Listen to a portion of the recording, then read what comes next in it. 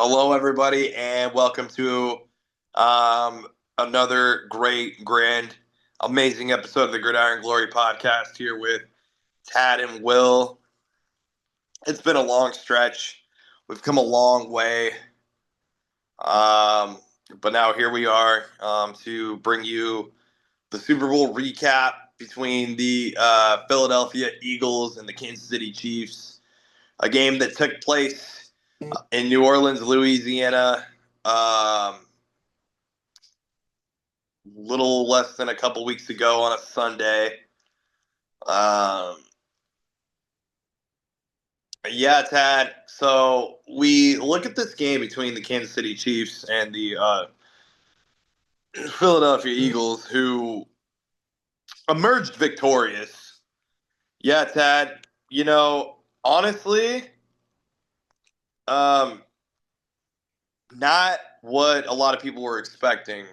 You certainly knew that from the Super Bowl probably a couple of seasons ago that this was probably going to be a bit more of a highly anticipated matchup. And not that it wasn't. It was obviously a very highly anticipated matchup going into this thing. But still, nonetheless, yeah, let's just start with the Chiefs side of things. Patrick Mahomes, 21 of 32, 257 yards. Did manage to throw the three touchdowns, but then you did get the two interceptions.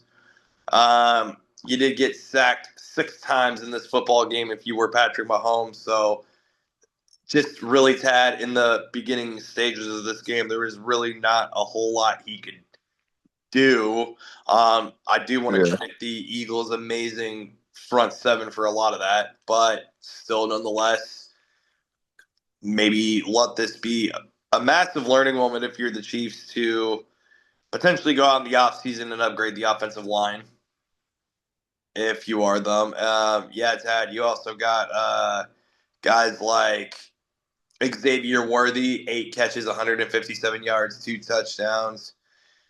He did catch a 50-yard long pass. He was targeted 8 times in this football game. Yes, Tad, I would like to humbly, genuinely, and personally ask you, where would you rank Xavier Worthy amongst postseason wide receivers? I mean, yeah, he had a strong game. Though again, everything he did was after the game was, for all intents and purposes, it was a wayside. I mean, it wasn't really garbage time. It kind of was, but like if you like roll back the film, he was cooking some starters. So I mean, he beat the Gene, he beat Blankenship. So it's not like he was going out there against back end players. He was going up against quality players. But at that point, I mean, the Chiefs, they just had to pass the ball downfield. They had to do whatever they could to try to make a miracle happen. And I mean, to their credit, they got the three touchdowns, but the game was basically decided. Xavier Worthy had a strong game and he ranks fairly well. Xavier Worthy, Travis Kelsey, 4 catches for 39 yards. DeAndre Hopkins, 2 catches for 18 yards and a touchdown. Yeah, Tad. Travis Kelsey, on a quick note, the 4 catches, 39 yards, zero touchdowns, is currently, at the moment as we speak, contemplating retirement. Tad, if this was Travis Kelsey's last game in the NFL as a tight end, I would like to personally, genuinely, sincerely, and truly ask you, where would you rank Travis Kelsey amongst tight ends in NFL history? I mean, he's gonna go up there with some of like the NFL legends. He'll obviously be a Hall of Famer. With all of the stats he put up, obviously you can't take away the championships he's won. So he'll go down as one of the better tight ends. I mean, and just um his partnership with Patrick Mahomes, they've led some of the best offenses we've seen in a while. Obviously, it didn't all go well this year, but I mean, he'll go down as one of the stronger tight ends we've seen. Probably, well, certainly top 10, arguably top 5. Yeah, without a doubt and a question about that. Um, yeah, Tad, this was just literally not a game really at all for the Chiefs. I mean, even on the defensive side of the football, I mean, yeah, you got guys like Drew Tranquill. He was going out there trying to make some plays. Jamari Connor, George Karlaftis. I mean, yeah, you had some of those guys there, but Tad, all in all, Hmm. we watched the game um, quite literally together. Yeah, Tad, when Cooper DeJean made the game 17-0 with the interception return for a touchdown. Tad, let's talk about Cooper DeJean really quick. We're looking at Cooper DeJean here, the rookie out of Iowa, on his birthday. In the Super Bowl, just a kid out of Oldable, Iowa. Tad, what was going through your moment? What was going through your head in that very moment when Cooper DeJean scored that pick six? I mean, the first thought when you see him catch the ball is, wait, is that who we think it is? And I mean, it was. Then it clearly was, and he just showed off the athleticism that we've always seen um throughout those that have followed him throughout his entire football career. He was a dual threat quarterback in high school, won the state championship with an electric run. Um, obviously, the cornerback and return man at Iowa with a lot of electrifying returns. You know, when he gets the ball in his hands, it's not where you want to be if you're the other team. You don't want to be in a situation with him running towards the end zone. That's not going to end well for your team. So you know he's going to get there when he makes the play. And he made the play. He made the play. You got to really figure that that was basically what set the vibe, what set the tone was that massive play. And it was really a play that the Eagles kind of needed to make a statement. It was a statement Mhm. play It in the was. Super Bowl. And yes, Tad, where would you rank that Cooper DeJean play amongst some iconic plays in Super Bowl history that you know? I mean, you go to the Wikipedia page on Odebo, Iowa, and if you look under the notable people section, it's literally just Cooper DeJean. He's listed alone amongst the entire page as notable people. I just think that what he's done from that small town, putting it on the map, it's just incredible to see. And I mean, it just makes you think like if you're a young football player that's playing in a town that doesn't have a lot of notoriety, that's a place you can make something of yourself. I mean, obviously not everyone's gonna be like a star NFL cornerback, but there can be purpose from playing in a small town. But that doesn't really answer your question. That's kind of an aside. In terms of ranking the play all time, I mean, personally for me, I'd rank it the top, but like removing the bias, I mean, it'd probably have to be top 20 to top 50 all time, probably something in that range. A very interesting take there. Yeah. It was an amazing play to see, absolutely. Jalen Hurts, 17 to 22, 221 yards, two touchdowns, and did only throw an interception. Outstanding job by the offensive line, only allowing two sacks. Saquon Barkley, kind of a weird game for him, Tad. 25 carries, 57 yards. So a lot of touches, but not a lot of yards, if you will. He also did get involved in the receiving game, six catches for 40 yards. So Saquon didn't do a whole lot in this game. I mean, Really, you gotta have to figure it was more so Devontae Smith and AJ Brown. yeah, the Chiefs, they were definitely not going to let Saquon be the one to beat them. They were gonna put the ball in Jalen Hurts' hands, and Jalen Hurts got the better of them. I mean, we all knew that there were gonna come a time in this postseason where Jalen Hurts needed to step up, show that he can make the throws, and I mean, he did it. He made some incredible throws, some incredible runs as well. He was their leading rusher. Just this was the way I see it, this was a legacy defining game for Jalen Hurts. I mean, the way people view Jalen Hurts, the way people see Jalen Hurts, it's forever going to change after this game. And yeah, Tad, I'm glad that you brought that up because it does remind me to ask you, where would you rank now after this game, after this Super Bowl? Now, where do you rank Jalen Hurts amongst the starting quarterbacks in the NFL currently? I mean, he's unquestionably top five. Um, I think that's unquestionably top five. Now, can he breach the top four group?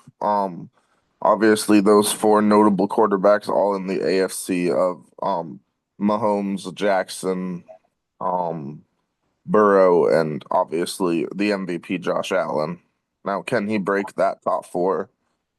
I mean, I feel like after this game, I mean, you have to take that case a lot more seriously. I thought there was a lot of distance between the top four and then the next tier, but I feel like Jalen Hurts elevated himself and entered the conversation a lot more seriously. Yeah, absolutely. And going forward, yeah, he's going to be a force to be reckoned with. You just kind of hope that it's not like a one season wonder with Jalen Hurts. You hope that this is Hmm. like the peak or the pinnacle for him. You hope there's a lot more to come.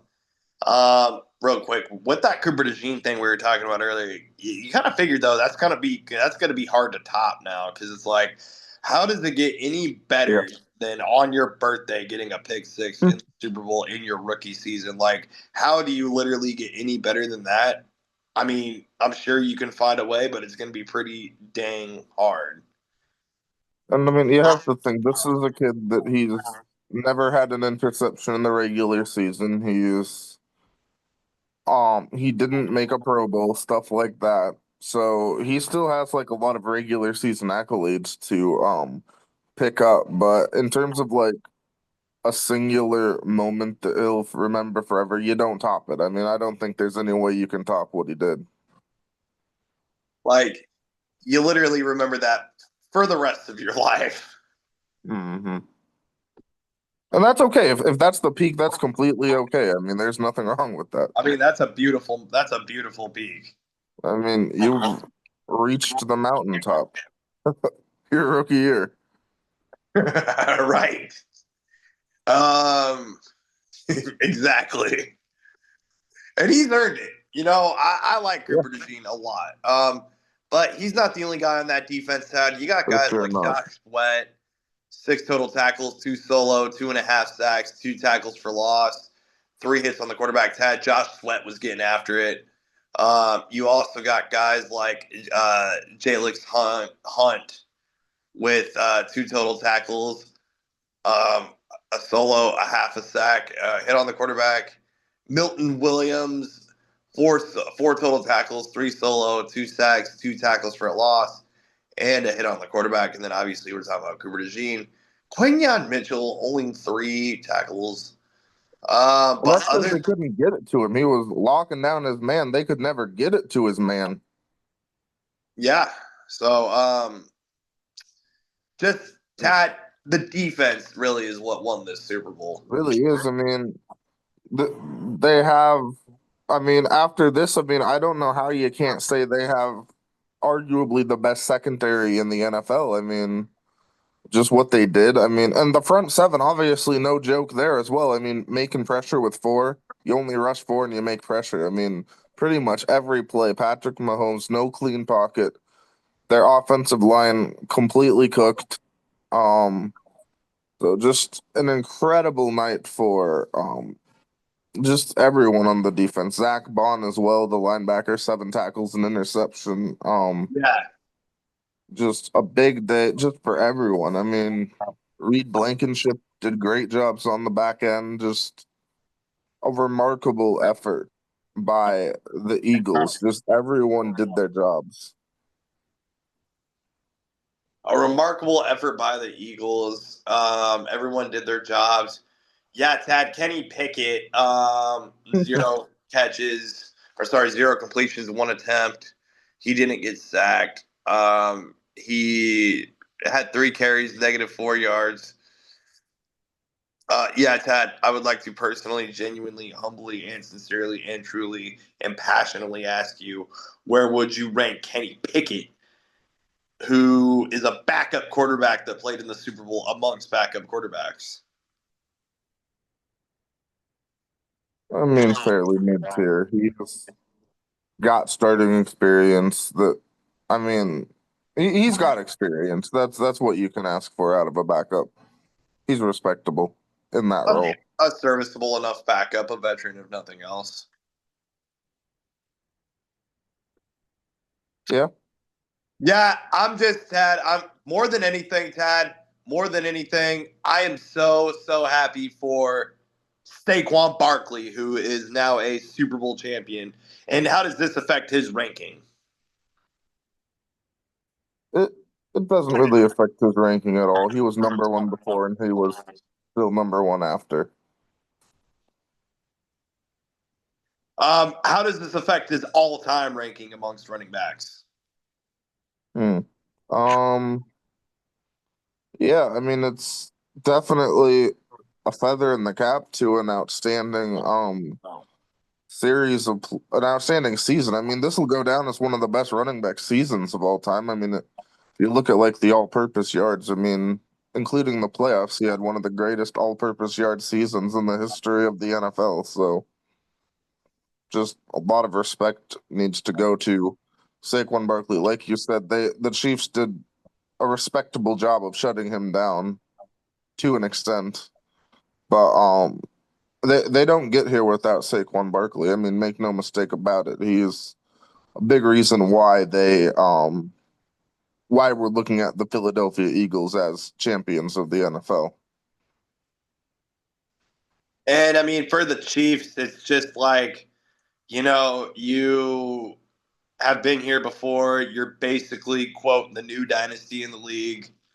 Um, I mean, they'll probably be back. Yeah, so basically like what can they do to reload? I mean, like you said, I mean as long as Mahomes is healthy, they'll have a chance to compete to some level. But like you said, a lot of questions with what they do on offense. What does Travis Kelce do? If he comes back, he won't be in as big of a role. They can't expect him to be the same Travis Kelce he was 3 years ago. So just get some of your other receivers up to speed. Get your receivers healthy, and just see what you can do. Fix the O line, obviously. Yeah, fix the O line. I mean, and for the Eagles, it's like you just won the Super Bowl, but I mean, if there was one improvement you could think of for the Eagles, I guess maybe add some depth in the running back room. Yeah, yeah. The running back room. I mean, obviously Saquon's gonna take the lion's share. They do have some youngsters there that they feel fine about, so we'll see how that goes. Obviously, depth in the offensive line. Their system goes as far as their offensive line goes. If they were to lose some key offensive linemen, that would be a huge loss for that team. Obviously the defense, it is what it is. Also a shout out to Jake Elliott, the kicker, 4 for 4, long of 50. Yeah, Jake Elliott. Where do you rank him now? Super Bowl champion kicker Jake Elliott. Serviceable, gets the job done. Right on. Yeah. So there you have it. Super Bowl recap. Eagles and Chiefs. We'll definitely have lots to talk about in the preseason coming up later this year on the Gridiron Glory of the Chiefs and the Eagles. Be sure to stay tuned for that. These two teams will be versing each other in the regular season at Arrowhead. You know, not crazy to think that right now in February, before the official schedule release comes out, that would be an exciting opening game in the regular season, though you would figure that Philly might want to host that. So we'll see how that goes. Um, but yeah. So Eagles are your Super Bowl 59 champions, and still congratulations to the Chiefs on a 15-2 season, AFC champions once again there. So, but nonetheless, the best team in the NFL, your Philadelphia Eagles. Of all 32 teams that we covered, Tad, we definitely anticipated that the Eagles were one of our top 6 or 7 candidates that could win this thing. They do it. So we will be extremely excited next season to bring you more coverage on these two teams and going into next season to tell you the story of next season when that happens. Thank you guys so much for listening and watching. Be sure to like, subscribe, and follow the Gridiron Glory podcast.